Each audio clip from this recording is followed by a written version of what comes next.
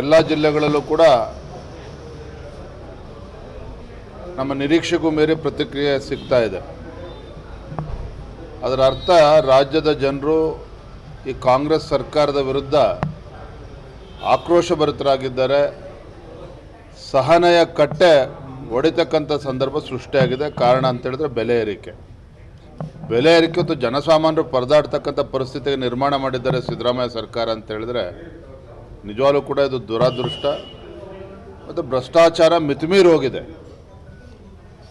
ಎಷ್ಟರ ಮಟ್ಟಿಗೆ ಕರ್ನಾಟಕ ರಾಜ್ಯದಲ್ಲಿ ಭ್ರಷ್ಟಾಚಾರ ನಡೀತಾ ಇದೆ ಅಂತ ಹೇಳಿದ್ರೆ ಮುಖ್ಯಮಂತ್ರಿಗಳ ಆರ್ಥಿಕ ಸಲಹೆಗಾರರಾಗಿರ್ತಕ್ಕಂಥ ಬಸವರಾಜ ರೆಡ್ಡಿ ಅವರೇ ಹೇಳಿದ್ದಾರೆ, ಇಡೀ ದೇಶದಲ್ಲಿ ಭ್ರಷ್ಟಾಚಾರದ ವಿಚಾರದಲ್ಲಿ ಕರ್ನಾಟಕವೇ ನಂಬರ್ 1. ಹಿಂದೆ ಯಡಿಯೂರಪ್ಪನವರು ಮುಖ್ಯಮಂತ್ರಿಗಳಿದ್ದಾಗ ಭಾರತೀಯ ಜನತಾ ಪಾರ್ಟಿ ನಮ್ಮ ಸರ್ಕಾರ ಅಭಿವೃದ್ಧಿಯ ವಿಚಾರದಲ್ಲಿ ದೇಶದಲ್ಲಿ 2ನೇ ಸ್ಥಾನದಲ್ಲಿತ್ತು ಗುಜರಾತ್ ನಂತರದಲ್ಲಿ. ಆದರೆ ದುರ್ದೈವ ಭ್ರಷ್ಟಾಚಾರದಲ್ಲಿ ಕರ್ನಾಟಕದ ನಂಬರ್ 1. ಈ ಸರ್ಟಿಫಿಕೇಟ್ ನಾನು ಕೊಡ್ತಾ ಇಲ್ಲ, ಸ್ವತಃ ಮುಖ್ಯಮಂತ್ರಿಗಳ ಆರ್ಥಿಕ ಸಲಹೆಗಾರರು ನೀಡಿದ್ದಾರೆ ಇವತ್ತು. ಹಾಗಾಗಿ ಇವೆಲ್ಲ ವಿಚಾರಗಳನ್ನು ಹಿಡ್ಕೊಂಡು ಮುಸಲ್ಮಾನರ ಓಲೈಕೆ ರಾಜಕಾರಣ,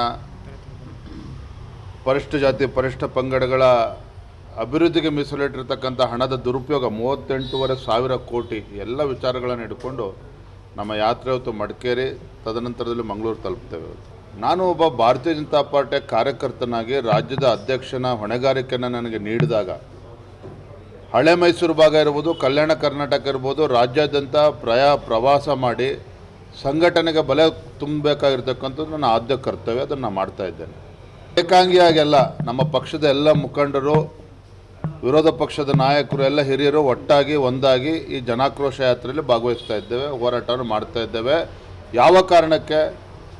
ಯಾವಾಗ ಈ ರಾಜ್ಯ ಸರ್ಕಾರ, ಕಾಂಗ್ರೆಸ್ ಸರ್ಕಾರ, ಸಿದ್ದರಾಮಯ್ಯನವ್ರ ಸರ್ಕಾರ 50 ಅಗತ್ಯ ವಸ್ತುಗಳ ಮೇಲೆ ಬೆಲೆ ಏರಿಕೆ ಮಾಡಿ ಜನರಿಗೆ ಬರೆ ಎಳೆಯುವ ಕೆಲಸ ಮಾಡಿದ್ದಾರೆ, ವಿರೋಧ ಪಕ್ಷವಾಗಿ ತತ್ಕ್ಷಣ ಸ್ಪಂದನೆ ಮಾಡಬೇಕಾಗಿರ್ತಕ್ಕಂಥದ್ದು ನಮ್ಮ ಆದ್ಯ ಕರ್ತವ್ಯ.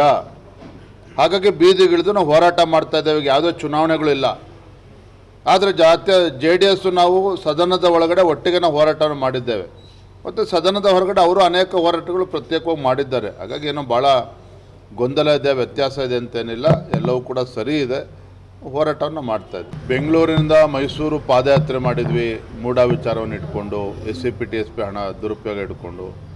ಇವತ್ತು ಜನಾಕ್ರೋಶ ಯಾತ್ರೆ ಮೈಸೂರಿಂದನೇ ಪ್ರಾರಂಭ ಮಾಡಿದ್ದೇವೆ. ನಮ್ಮ ಉದ್ದೇಶ ಸ್ಪಷ್ಟವಾಗಿದೆ.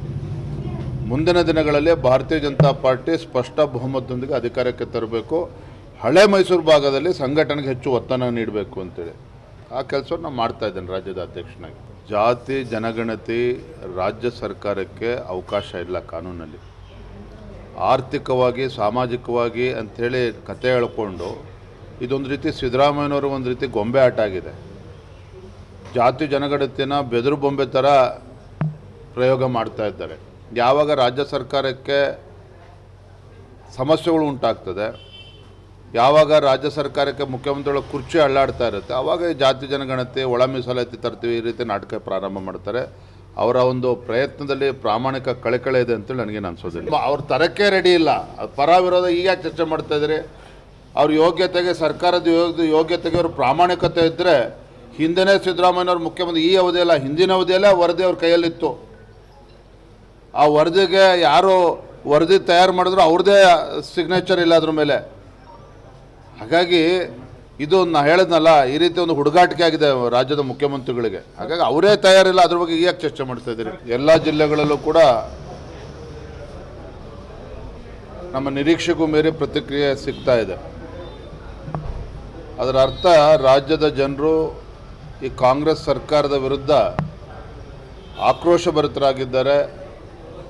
ಸಹನೆಯ ಕಟ್ಟೆ ಹೊಡಿತಕ್ಕಂಥ ಸಂದರ್ಭ ಸೃಷ್ಟಿಯಾಗಿದೆ. ಕಾರಣ ಅಂತ ಹೇಳಿದ್ರೆ ಬೆಲೆ ಏರಿಕೆ ಮತ್ತು ಜನಸಾಮಾನ್ಯರು ಪರದಾಡ್ತಕ್ಕಂಥ ಪರಿಸ್ಥಿತಿಗೆ ನಿರ್ಮಾಣ ಮಾಡಿದ್ದಾರೆ ಸಿದ್ದರಾಮಯ್ಯ ಸರ್ಕಾರ ಅಂತ ಹೇಳಿದ್ರೆ ನಿಜವಾಗ್ಲೂ ಕೂಡ ಇದು ದುರಾದೃಷ್ಟ ಮತ್ತು ಭ್ರಷ್ಟಾಚಾರ ಮಿತಿಮೀರಿ ಹೋಗಿದೆ. ಎಷ್ಟರ ಮಟ್ಟಿಗೆ ಕರ್ನಾಟಕ ರಾಜ್ಯದಲ್ಲಿ ಭ್ರಷ್ಟಾಚಾರ ನಡೀತಾ ಇದೆ ಅಂತ ಹೇಳಿದ್ರೆ ಮುಖ್ಯಮಂತ್ರಿಗಳ ಆರ್ಥಿಕ ಸಲಹೆಗಾರರಾಗಿರ್ತಕ್ಕಂಥ ಬಸವರಾಜ ರೆಡ್ಡಿ ಅವರೇ ಹೇಳಿದ್ದಾರೆ, ಇಡೀ ದೇಶದಲ್ಲಿ ಭ್ರಷ್ಟಾಚಾರದ ವಿಚಾರದಲ್ಲಿ ಕರ್ನಾಟಕವೇ ನಂಬರ್ 1. ಹಿಂದೆ ಯಡಿಯೂರಪ್ಪನವರು ಮುಖ್ಯಮಂತ್ರಿಗಳಿದ್ದಾಗ ಭಾರತೀಯ ಜನತಾ ಪಾರ್ಟಿ ನಮ್ಮ ಸರ್ಕಾರ ಅಭಿವೃದ್ಧಿಯ ವಿಚಾರದಲ್ಲಿ ದೇಶದಲ್ಲಿ 2ನೇ ಸ್ಥಾನದಲ್ಲಿತ್ತು ಗುಜರಾತ್ ನಂತರದಲ್ಲಿ. ಆದರೆ ದುರ್ದೈವ ಭ್ರಷ್ಟಾಚಾರದಲ್ಲಿ ಕರ್ನಾಟಕ ನಂಬರ್ 1. ಈ ಸರ್ಟಿಫಿಕೇಟ್ ನಾನು ಕೊಡ್ತಾ ಇಲ್ಲ, ಸ್ವತಃ ಮುಖ್ಯಮಂತ್ರಿಗಳ ಆರ್ಥಿಕ ಸಲಹೆಗಾರರು ನೀಡಿದ್ದಾರೆ ಇವತ್ತು. ಹಾಗಾಗಿ ಇವೆಲ್ಲ ವಿಚಾರಗಳನ್ನು ಹಿಡ್ಕೊಂಡು ಮುಸಲ್ಮಾನರ ಓಲೈಕೆ ರಾಜಕಾರಣ, ಪರಿಷ್ಠ ಜಾತಿ ಪರಿಷ್ಠ ಪಂಗಡಗಳ ಅಭಿವೃದ್ಧಿಗೆ ಮೀಸಲಿಟ್ಟಿರ್ತಕ್ಕಂಥ ಹಣದ ದುರುಪಯೋಗ 38,500 ಕೋಟಿ ಎಲ್ಲ ವಿಚಾರಗಳನ್ನು ಹಿಡ್ಕೊಂಡು ನಮ್ಮ ಯಾತ್ರೆ ಹೊತ್ತು ಮಡಿಕೇರಿ, ತದನಂತರದಲ್ಲಿ ಮಂಗಳೂರು ತಲುಪ್ತೇವೆ. ನಾನು ಒಬ್ಬ ಭಾರತೀಯ ಜನತಾ ಪಾರ್ಟಿಯ ಕಾರ್ಯಕರ್ತನಾಗಿ ರಾಜ್ಯದ ಅಧ್ಯಕ್ಷನ ಹೊಣೆಗಾರಿಕೆಯನ್ನು ನನಗೆ ನೀಡಿದಾಗ ಹಳೆ ಮೈಸೂರು ಭಾಗ ಇರ್ಬೋದು, ಕಲ್ಯಾಣ ಕರ್ನಾಟಕ ಇರ್ಬೋದು, ರಾಜ್ಯಾದ್ಯಂತ ಪ್ರವಾಸ ಮಾಡಿ ಸಂಘಟನೆಗೆ ಬಲ ತುಂಬಬೇಕಾಗಿರ್ತಕ್ಕಂಥದ್ದು ನನ್ನ ಆದ್ಯ ಕರ್ತವ್ಯ. ಅದನ್ನು ಮಾಡ್ತಾ ಇದ್ದೇನೆ. ಏಕಾಂಗಿಯಾಗೆಲ್ಲ ನಮ್ಮ ಪಕ್ಷದ ಎಲ್ಲ ಮುಖಂಡರು, ವಿರೋಧ ಪಕ್ಷದ ನಾಯಕರು, ಎಲ್ಲ ಹಿರಿಯರು ಒಟ್ಟಾಗಿ ಒಂದಾಗಿ ಈ ಜನಾಕ್ರೋಶ ಯಾತ್ರೆಯಲ್ಲಿ ಭಾಗವಹಿಸ್ತಾ ಇದ್ದೇವೆ, ಹೋರಾಟವನ್ನು ಮಾಡ್ತಾ ಇದ್ದೇವೆ. ಯಾವ ಕಾರಣಕ್ಕೆ? ಯಾವಾಗ ಈ ರಾಜ್ಯ ಸರ್ಕಾರ, ಕಾಂಗ್ರೆಸ್ ಸರ್ಕಾರ, ಸಿದ್ದರಾಮಯ್ಯನವ್ರ ಸರ್ಕಾರ 50 ಅಗತ್ಯ ವಸ್ತುಗಳ ಮೇಲೆ ಬೆಲೆ ಏರಿಕೆ ಮಾಡಿ ಜನರಿಗೆ ಬರೆ ಎಳೆಯುವ ಕೆಲಸ ಮಾಡಿದ್ದಾರೆ, ವಿರೋಧ ಪಕ್ಷವಾಗಿ ತತ್ಕ್ಷಣ ಸ್ಪಂದನೆ ಮಾಡಬೇಕಾಗಿರ್ತಕ್ಕಂಥದ್ದು ನಮ್ಮ ಆದ್ಯ ಕರ್ತವ್ಯ. ಹಾಗಾಗಿ ಬೀದಿಗಿಳಿದು ನಾವು ಹೋರಾಟ ಮಾಡ್ತಾ ಇದ್ದೇವೆ. ಯಾವುದೇ ಚುನಾವಣೆಗಳಿಲ್ಲ. ಆದರೆ JDS ನಾವು ಸದನದ ಒಳಗಡೆ ಒಟ್ಟಿಗೆ ನಾವು ಹೋರಾಟವನ್ನು ಮಾಡಿದ್ದೇವೆ ಮತ್ತು ಸದನದ ಹೊರಗಡೆ ಅವರು ಅನೇಕ ಹೋರಾಟಗಳು ಪ್ರತ್ಯೇಕವಾಗಿ ಮಾಡಿದ್ದಾರೆ. ಹಾಗಾಗಿ ಏನೋ ಭಾಳ ಗೊಂದಲ ಇದೆ, ವ್ಯತ್ಯಾಸ ಇದೆ ಅಂತೇನಿಲ್ಲ, ಎಲ್ಲವೂ ಕೂಡ ಸರಿ ಇದೆ. ಹೋರಾಟವನ್ನು ಮಾಡ್ತಾಯಿದ್ವಿ. ಬೆಂಗಳೂರಿನಿಂದ ಮೈಸೂರು ಪಾದಯಾತ್ರೆ ಮಾಡಿದ್ವಿ, ಮೂಡಾ ವಿಚಾರವನ್ನು ಇಟ್ಕೊಂಡು, SCP TSP ಹಣ ದುರುಪಯೋಗ ಇಟ್ಕೊಂಡು. ಇವತ್ತು ಜನಾಕ್ರೋಶ ಯಾತ್ರೆ ಮೈಸೂರಿಂದನೇ ಪ್ರಾರಂಭ ಮಾಡಿದ್ದೇವೆ. ನಮ್ಮ ಉದ್ದೇಶ ಸ್ಪಷ್ಟವಾಗಿದೆ. ಮುಂದಿನ ದಿನಗಳಲ್ಲಿ ಭಾರತೀಯ ಜನತಾ ಪಾರ್ಟಿ ಸ್ಪಷ್ಟ ಬಹುಮತದೊಂದಿಗೆ ಅಧಿಕಾರಕ್ಕೆ ತರಬೇಕು, ಹಳೆ ಮೈಸೂರು ಭಾಗದಲ್ಲಿ ಸಂಘಟನೆಗೆ ಹೆಚ್ಚು ಒತ್ತನ್ನು ನೀಡಬೇಕು ಅಂತೇಳಿ ಆ ಕೆಲಸವನ್ನು ನಾನು ಮಾಡ್ತಾ ಇದ್ದೇನೆ ರಾಜ್ಯದ ಅಧ್ಯಕ್ಷನಾಗಿ. ಜಾತಿ ಜನಗಣತಿ ರಾಜ್ಯ ಸರ್ಕಾರಕ್ಕೆ ಅವಕಾಶ ಇಲ್ಲ ಕಾನೂನಲ್ಲಿ. ಆರ್ಥಿಕವಾಗಿ ಸಾಮಾಜಿಕವಾಗಿ ಅಂಥೇಳಿ ಕತೆ ಹೇಳ್ಕೊಂಡು ಇದೊಂದು ರೀತಿ ಸಿದ್ದರಾಮಯ್ಯನವರು ಒಂದು ರೀತಿ ಗೊಂಬೆ ಆಟ ಆಗಿದೆ. ಜಾತಿ ಜನಗಣತಿಯನ್ನು ಬೆದರು ಬೊಂಬೆ ಥರ ಪ್ರಯೋಗ ಮಾಡ್ತಾ ಇದ್ದಾರೆ.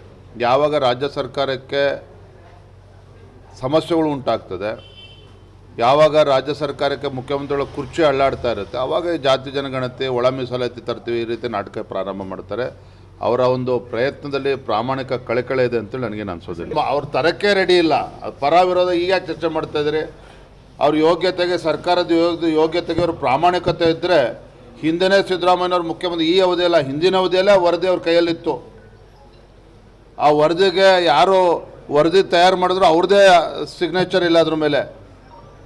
ಹಾಗಾಗಿ ಇದು ನಾ ಹೇಳಿದ್ನಲ್ಲ, ಈ ರೀತಿ ಒಂದು ಹುಡುಗಾಟಿಕೆ ಆಗಿದೆ ರಾಜ್ಯದ ಮುಖ್ಯಮಂತ್ರಿಗಳಿಗೆ. ಹಾಗಾಗಿ ಅವರೇ ತಯಾರಿಲ್ಲ, ಅದ್ರ ಬಗ್ಗೆ ಈಗ ಚರ್ಚೆ ಮಾಡ್ತಾ ಇದ್ದೀರಿ.